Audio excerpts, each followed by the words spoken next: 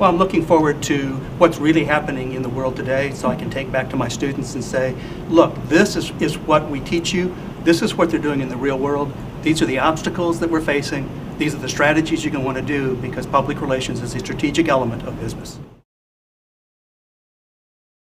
The biggest one, measurement. There's no question about it. How do we give value?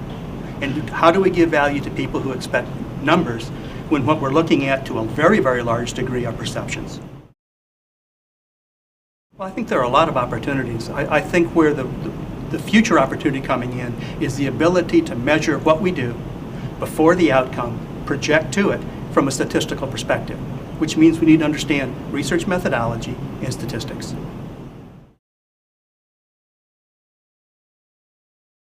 Well, what I do basically is tell them my history. I was an undergraduate creative writing major who's not allowed a checkbook because I can't add, subtract, multiply, or divide. Statistics is a philosophical aspect where we're asking the right question, looking for the right result coming out against confidence. It's not all that difficult. So we want statistics, and then we want the appropriate methodology.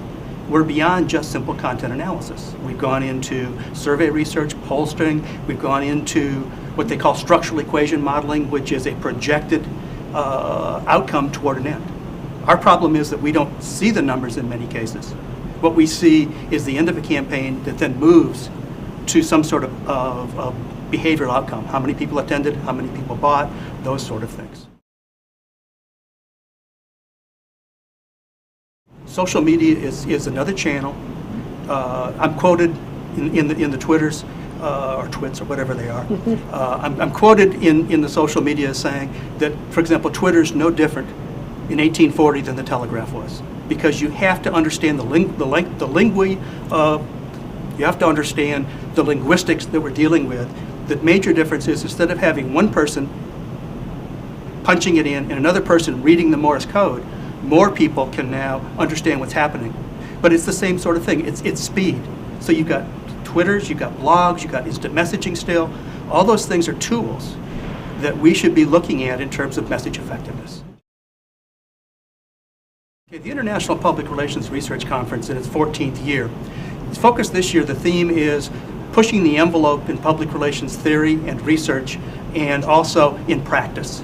It is the largest research conference of its type in the world that brings together academics and professionals who talk about case studies, experimental research, theoretical research, and teaching type research.